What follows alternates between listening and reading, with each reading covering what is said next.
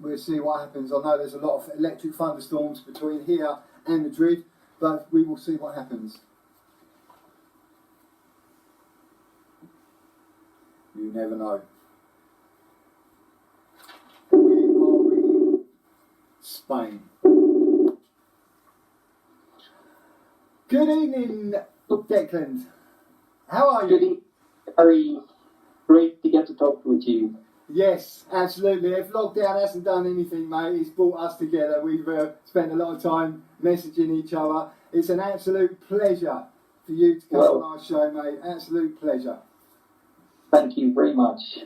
Well, what amazing... Well, you did have a brilliant career, mate, didn't you? You know, you kicked off in 1983 with Barney Curley, was it? How much can you remember? I know you had your fall.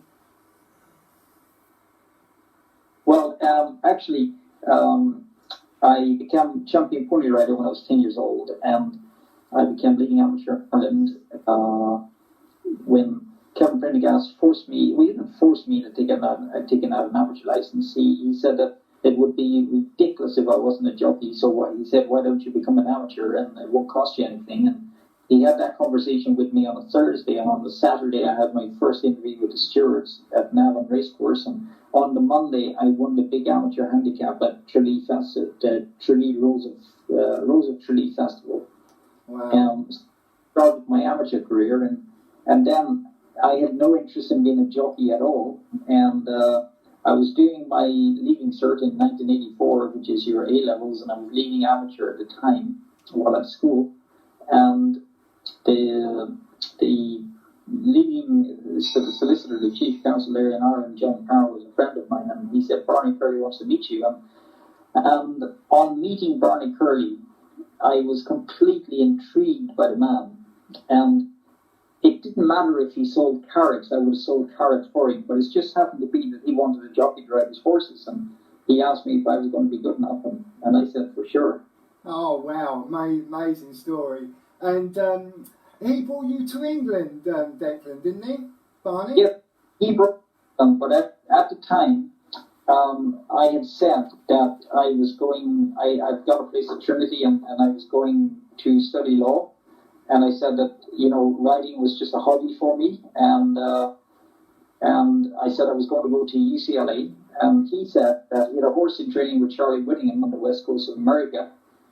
And I ended up going to UCLA, riding track work for Charlie Whittingham on the west coast of America to fund my education, and coming over to ride for Barney in England.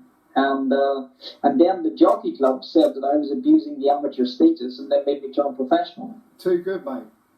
And then that's when I said, okay, I'll give it a year. I'll take time out and I'll give it a year. And I took a year out with a year to do. And on one of my first rides as a professional, I won the Irish champion hurdle at Leopardstown for Tommy Stack. Wow. And then on the back of that, Josh Gifford offered me the job as first jockey. And my sort of riding career went ahead despite my reluctance, if you like. Right, unbelievable. Well, Josh is there. I was associated with Josh at the time that you sort of was the top jockey there, because I remember them going down and seeing Bradbury Star and Deep Sensation and some fantastic horses down there. And you won the Queen Mother's Champion Chase on Deep Sensation. Can you remember how that felt, or is it just a blur? Or? I would say that, as a jockey, that is the one race in the calendar that gives you the greatest thrill, because it's the minimum trip with the maximum speed. There's no room for error. And when I look back on that race, which I've had to look back on for reasons from my book and things like that, and I quite rightly don't remember it, but I look at the brilliance of Peter Scudamore on the runner-up Cypher, and I think that,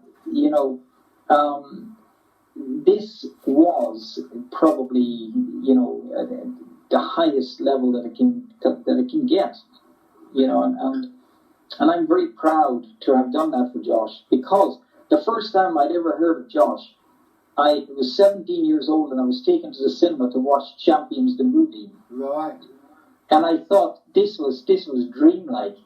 And I thought if I was ever to ride horses, I'd love to ride them for him, Josh Gifford. Yeah. I mean, it was just like, because the way he was portrayed in that movie Champions, which was fantastic.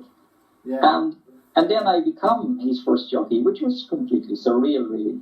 You had a fantastic year in '93. You won the Mackinson with Bradbury Star, and you won 7 big races, Declan, didn't you?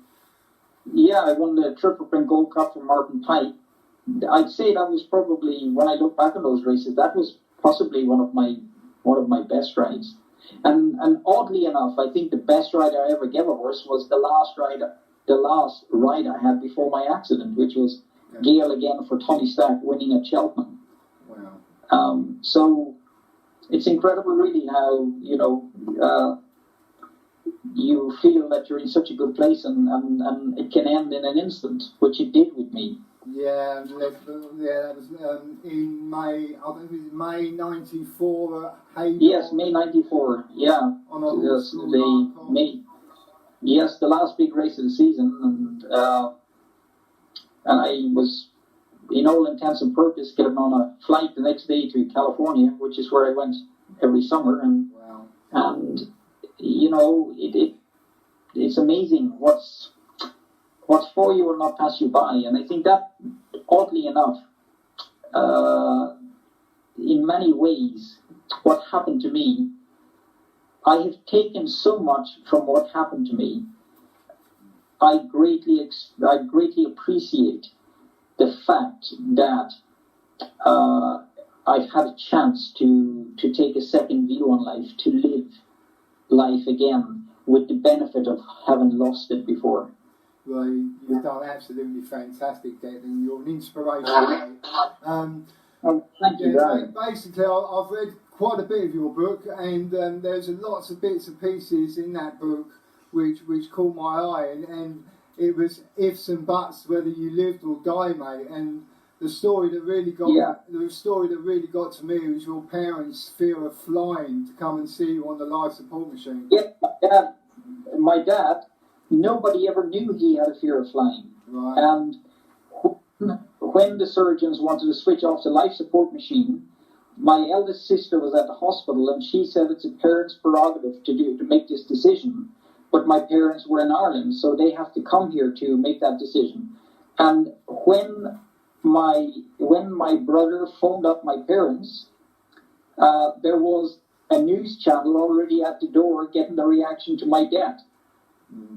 And at that moment, my father declared a morbid fear of flying, and said that they were going to come by boat. And so the process of switching off the life support machine was delayed by 12 hours or something like that. And I woke up 2 hours before my parents arrived. Wow! If my dad had gone on an aeroplane, I wouldn't be talking to you right now, Gary. It's unbelievable, mate. It's unbelievable. I say Bob Champion and Albanese was a fairy tale and a movie. This is a movie. But I'm delighted he didn't get on the airplane, and I'm very pleased to be talking with you. I'm absolutely. I feel privileged that you've joined us, mate. Your book is absolutely fantastic, pal. Well, thank you very much. And what I also liked and got to know very well is your association with the actual race horse. You understand a horse. You seem to get inside its head and sort of understand what it's. You sort of talk to him, really, don't you? Well, I think the reality was, Gary, I was never born to be a jockey. I was a horseman. I loved horses, and I still love horses. Racing never really made a lot of sense to me, in the sense that I don't bet horses. I'm not a punter, so I love the good horses. I love to see good horses perform. I love the thrill of the horse. And horses excite me in that context. And the whole thing about getting in rhythm with a horse's stride pattern and feeling all the senses of a horse, that's probably one of the greatest thrills you can ever get as a horse rider. No, it's fantastic to read, and you must have spread a lot of sweat and tears going through this book. and the finishing article is absolutely brilliant, and I recommend anyone listening in tonight, if you don't know how to get hold of it, get hold of me and I'll get you a copy. It is absolutely brilliant. And you recuperated in Newmarket? Yes, actually, oddly enough, I was renting a gate lodge from Bob Champion at the time that I had the accident, and that's where I first took my first steps when I learned to walk again. And oddly enough, this year at Cheltenham, bumped into Derek Thompson, who you've had on the show, who's a fellow enthusiast like you, who does great work for racing and lifting the spirit of racing. He said to me he remembered one of the first times that I walked a few yards, and I came to his door to tell him, because he was living in the gate lodge opposite, and he said, I told him I just walked a few yards, and he said I just collapsed on the floor. Yeah, he sent me a message today, bless him. He's 70 years old today, his old Tomo, bless him. Oh, marvellous man. Like Derek's enthusiasm for racing is infectious. And I think he brings a lot of people on his back in that context. And he's such credit to him for sustaining this, and for the enjoyment he obviously gets out of it. Yeah, no, it's fantastic. And you got yourself fit again, and you won. You went in another race. Yes, I learned to walk again. I learned to do everything again, and I got on a horse, and I had no intention of I didn't know what my intentions were in the greater scheme of things, other than the only way that I could satisfy myself that I had reached a certain level of recovery was by getting back on a horse, because in some way I had to meet other people's expectations of me. Right, but I don't think you're fan. By good virtue, I won the race, and when I won the race, I realized in an instant how lucky I had got and how narrowly I had escaped. And at that moment, I didn't feel the need to meet anybody's expectations anymore, and I just thought, this was it, that's the end, and I'm going to get on with my life. What a way to bow out. And I know the great late Pat Edry helped you out with your final ride and your win. Yeah, it was unbelievable, really, because oddly enough, I remember the race very clearly, and Ray Cochran was sitting next to me in the next stall, and he said, you don't have your goggles down, and I said, I don't need them, I'll be in front. Brilliant. Would you ever consider his horse to do well and get across the rail and just sit on him, and I rode a good race, I think, but it was Pat's wisdom in Jeff Lewis trained the horse, and Pat was a great friend of Jeff Lewis, so it was wonderful. Fantastic. I know you turned it down a long time ago, but if a film company come and asked to do a film about the story, would you consider it now, or would you not be interested? At the moment, Gary, actually, and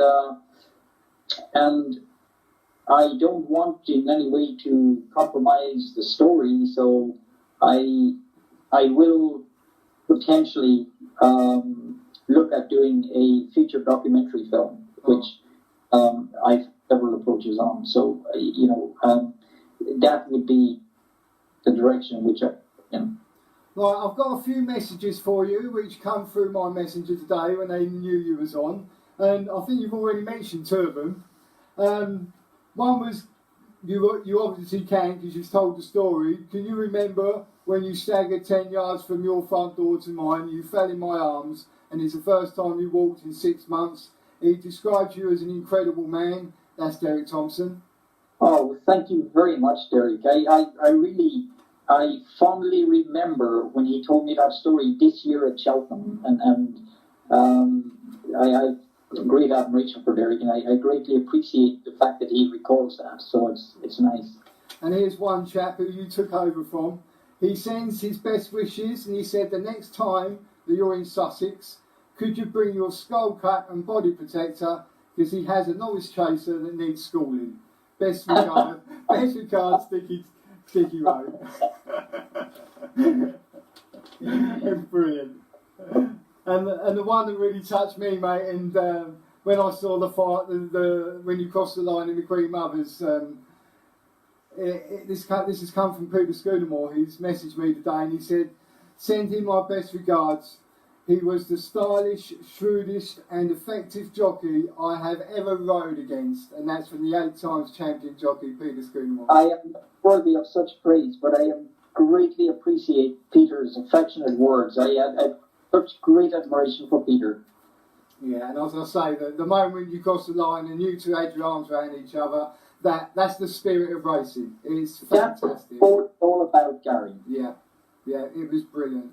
Well, Declan, it's been an absolute pleasure, mate, and thank you very much. And really enjoyed it. You finished my jigsaw puzzle off. I've had all the Giffords with me now, and yourself and Richard Rowe and Bob Champion. I've been a very lucky man through lockdown. We will continue to keep in contact on Messenger, mate, and when you're over, perhaps we can bump into each other. It'd be a pleasure to meet you. Listen, the best of luck to you, and congratulations on doing such a good job. Thank you so much, Declan. You take care, mate, and we'll see you soon, bud. Cheers. Bye-bye.